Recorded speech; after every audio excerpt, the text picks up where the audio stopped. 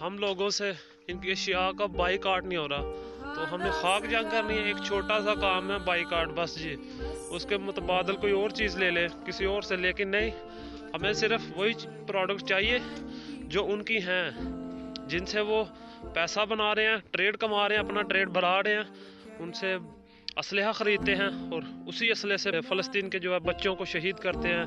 وہ مسجد اقصی کو گرانے کے طاق پہ ہیں وہ لوگ، لیکن ہم بے غیرت ہیں، ہم سور کی اولاد بن چکے ہیں۔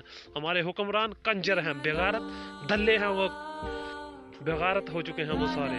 تو ہمیں یہ رسول اللہ صلی اللہ علیہ وسلم کا ہتھیار ہے کہ چیزوں کا بائیکاٹ کرو، اور پھر دیکھو ان کا کیا حال ہوتا ہے۔ بھوک سے سب مریں گے نا یہ لوگ، دوڑ کے تمہارے پاؤں میں آئیں گے۔ تو انشاءاللہ بائیکاٹ جو ہے نا سب سے بڑا ہتھیار ہے مسلمانوں کا۔